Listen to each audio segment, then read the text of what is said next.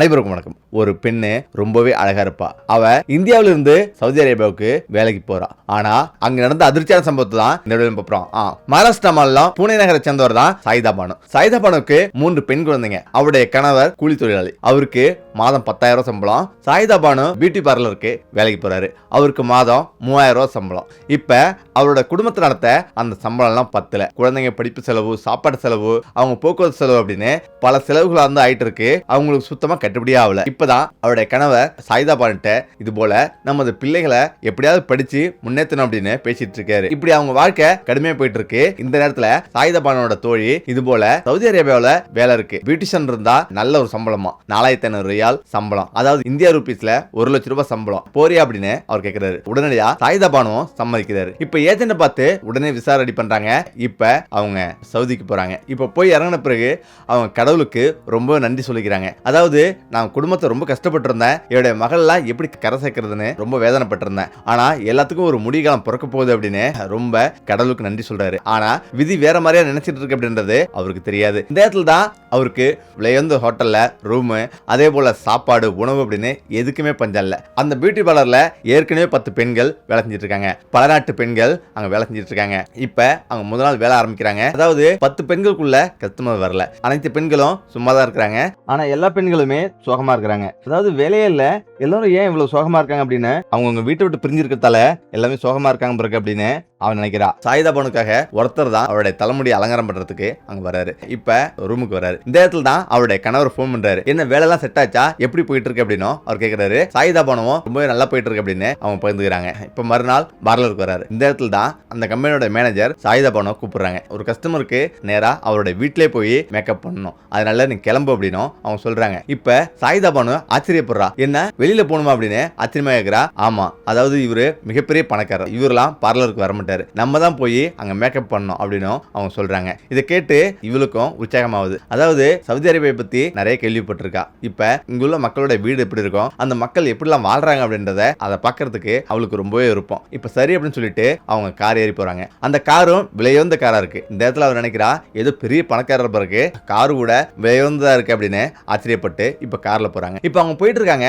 மிகப்பெரிய பாலைவன மலையில கடந்து தூரமா போறாங்க. இதை பார்த்து அவளுக்கு ஆச்சரியம், ஏன் இவ்வளவு தூரம் போறாங்க அப்படின்னு அவன் நினைக்கிறா. இப்பதான் அங்க சின்னதா ஒரு பசுமையான இடம் தெரியுது. அங்க ஒரு மிகப்பெரிய ஒரு அரண்மனை மாதிரி ஒரு கட்டிடம் இருக்கு. அந்த கட்டிடத்துல போய் அந்த பங்களாவில் போய் கார் நிக்குது. இப்ப அந்த மேனேஜர் என்ன சொல்றாங்க, உள்ள போய் நல்லபடியா முடிச்சிட்டு வா, உனக்கு நல்லா டிப்ஸ் தருவாங்க அப்படின்னு சொல்லிட்டு கார்ல உட்காந்துக்கிறா. இந்த இடத்துல சாயிதா பானு நேரா அந்த மாளிகைக்குள்ள நுழைறா. இப்ப அந்த மாளிகை பார்த்து பயங்கரமா ஆச்சரியப்படுறா. ஏன்னா அந்த மாளிகையில பழங்கால ஓவியங்களும் பளிங்கற்களும் அவ்வளவு அழகா போட்டிருக்கு. அங்க உள்ள ஒவ்வொரு விஷயத்தையும் பார்த்து ஆச்சரியப்படுறா. இப்ப நடந்து போயிட்டே இருக்கிறா. இப்பதான் ஒரு பெண் கதவை ஓபன் பண்றா. ஓபன் பண்ணி இங்க வா அப்படின்னு கையசைக்கிறா.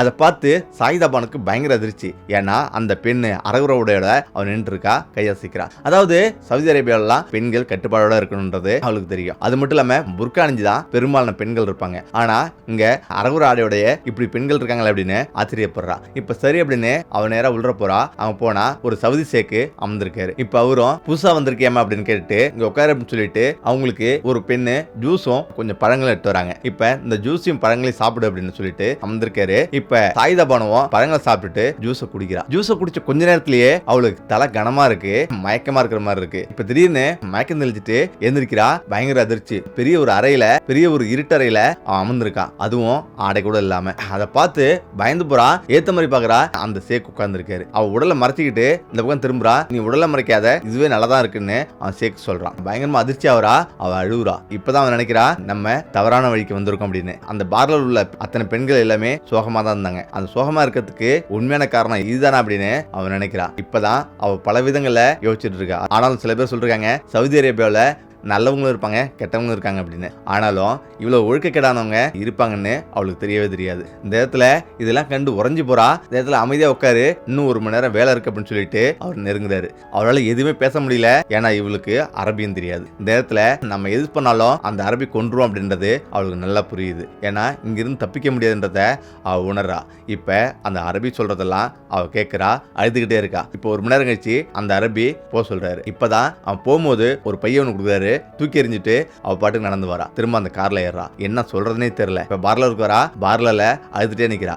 இப்பதான் எல்லா பெண்களும் சுத்தி நிக்கிறாங்க. இங்க எல்லா பெண்களும் இப்படிதான், அதாவது நிறைய வருமானம் அப்படின்ட்டு பல நாடுகள்ல இருந்து வந்து நாங்க இந்தியா, பாகிஸ்தான், பங்களாதேஷ் அப்படின்னு பல நாடுகள்ல இருந்து இங்க நாங்க வந்திருக்கோம், இப்படிதான் வந்து நாங்க மாட்டிக்கிட்டு இருக்கோம் அப்படின்னு அவங்களும் வருத்தத்தோட சொல்றாங்க. இப்ப இதை கேட்டுட்டு அவ ஒரு நிமிஷம் அதிர்ச்சி அஞ்சிடறா. நேரத்துல அவளுக்கு ஒரு ஸ்கூட்டியும் கொடுத்து கீ கொடுக்குறாங்க. இப்ப அந்த ஸ்கூட்டியோட துறதுக்கு மனசு இல்லாம இருக்கிறா. அந்த ஸ்கூட்டி எடுத்துட்டு நேரா அவளுடைய அறைக்கு வரா. ரொம்ப திக்னு அவளுக்கு இருக்கு. இந்த இடத்துல அவளுடைய கணவர் ஃபோன் பண்றாரு. கணவர் ஃபோன் பண்ணி எல்லாம் எப்படி போயிட்டு இருக்கு அப்படின்னு அவர் கேட்கிறாரு. நல்லா போயிட்டு இருக்குன்னு நினைக்கிறேன் அப்படின்னும் அவர் சொல்றாரு. அது மட்டும் இல்லாம நம்ம மகள் நல்லா படிச்சு அந்த வகுப்பிலேயே முதல் மதிப்பெண் பெற்றிருக்கா, அவளுக்கு ஃபீஸ் தான் கட்டணும் அப்படின்னு அவர் சொல்றாரு. இப்ப சாயிதா பானு எதுவுமே சொல்லாம எல்லாம் நல்லா போயிட்டு இருக்கு அப்படின்னு சொல்லிட்டு அவ போனை வச்சு விடுறா. இப்ப மறுநாள் இவளை எதுவுமே சொல்லல. அதாவது அடுத்த 2-3 நாளைக்கு இவங்க ரொம்ப டயர்டா இருப்பாங்க, அந்த மதுவோட தாக்கம் குறைஞ்சி உடல் எல்லாம் குறைஞ்சி அதுக்கு பிறகுதான் அனுப்புவாங்க அப்படின்னும் மத்தவங்க சொல்றாங்க. அதனால அந்த 3 நாள் இவளை எதுவுமே சொல்ல அமர்ந்திருக்கா.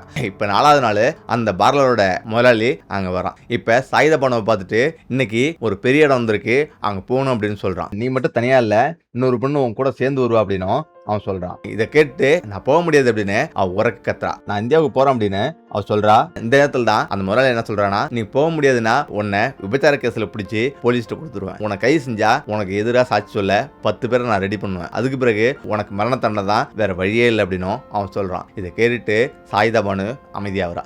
இப்ப அவளுக்கு வேற வழி தெரியல. இப்ப அந்த இடத்துக்கு போறா. இப்ப கார்ல ஏறி அமர்ந்தோடனே மிகப்பெரிய பில்டிங் போகுது. அந்த பில்டிங்ல பல ஒழுக்கக்கேடான செயல்லாம் நடக்குது அப்படின்றத அவ கேள்விப்படுறா. அவ கூட வந்த ஒரு பெண் சொல்றா. சாயிதா பானு ரோஸ்மேரின்ற ஒரு பெண்ணை அனுப்புறாங்க. இப்ப அந்த பில்டிங் போறாங்க. அந்த பில்டிங்ல ஒரு சேக் வந்து அமர்ந்திருக்காரு. அவருக்கு வயசு 65 இருக்கும். சாயிதா பானுவை பாக்குறாரு. அதாவது அங்க பெரும்பாலும் வயதானவங்க தான் இந்த மாதிரி செயல ஈடுபட்டு இருக்காங்க. இப்ப அந்த சேக் சொல்றாரு, நீ தான் புதுசா வந்திருக்கியாம, இது இந்தியாவுக்கு போறேன்னு சொல்றியாம அப்படின்னு அவர் கேக்குறாரு. அரபுமொழிய இன்னொரு கேரளா பொண்ணு டிரான்ஸ்லேட் பண்றா. இந்த இடத்துல சாயிதா பானு சொல்றா, ஐயா எனக்கு 3 மகள்கள் இருக்காங்க, அவங்க 3 பேரையும் நான் படிக்க வைக்கிறேன், நாங்க ரொம்ப ஏழ்மையான குடும்பம், பியூட்டி பார்லர் தான் வேலை அப்படின்னு சொல்லிட்டு இங்க அழைச்சிட்டு வந்தாங்க, ஆனா இப்படியான தொழில விட்டாங்க அப்படின்னும் அவ கதறா. நான் எப்படியாவது இந்தியாவுக்கு போகணும் அப்படின்னும் எனது பாஸ்போர்ட் வாங்கி தாங்க அப்படின்னும் அவ சொல்றா. இப்ப அந்த சேக்கு, சரி நான் உனக்கு பாஸ்போர்ட் வாங்கி தரேன், ஆனா நான் சொல்றதெல்லாம் அந்த செய்ய அப்படின்னும் அவர் சொல்றாரு. இப்ப அவ அமைதியா இருக்கா. இப்ப அங்கிருந்து மேலும் 4 பேர் அங்க வராங்க. இப்ப அந்த கேரளா பொண்ணு சொல்றா, இவங்க எல்லாத்தையுமே நம்ம கவனிக்கணும் அப்படின்னும் அவர் சொல்றா. இதை கேட்டு அதிர்ச்சியின் உச்சத்துக்கே போறா. என்ன பேசுறதுன்னு கூட தெரியாம இருக்கிறா. இப்ப அங்க 5 சேக்குகளும் நின்று இருக்காங்க. இப்ப அந்த சேக்கு என்ன சொல்றாருன்னா, இந்த பானத்தை குடிச்சிட்டு நீ நடனம் ஆடு அப்படின்னு சொல்றாரு. அவ முடியாதுன்னு சொல்றா. முடியாதுன்னா நான் உனக்கு எதுவுமே பண்ண மாட்டேன் அப்படின்னு அவர் சொல்றாரு. இப்ப சரி அப்படின்னு அந்த பானத்தை குடிக்கிறா. அவங்க கூட சேர்ந்து நடனம் ஆடுறா. இப்ப அவங்க எல்லாருமே ஒரு ரூமுக்கு வந்து அழைச்சிட்டு போறாங்க. சாயிதா பானு கொடுமைக்கு ஆட்படுத்தப்படுறா. இப்ப 2 மணி நேரம் ஆகுது. சோர்ந்து போய் வெளில வரா. அவங்க கூட அந்த கேரளா பொண்ணும் 2 பேர் சேர்ந்து போறாங்க. வெளில வராங்க. இப்ப அந்த மேனேஜர் பொண்ணு சொல்றா, நீங்க இன்னைக்கு நல்லா சேவை செஞ்சீங்க அப்படின்னும் அவர் சொல்றா. ஏன்னா அந்த சேக்குங்க அந்த அளவுக்கு மணி தந்திருக்காங்க அப்படின்னும் அவர் சொல்றா. இதை கேட்டு பயங்கரமா கோவப்பட்டு அவளுடைய காலரை பிடிச்சி கத்துறா.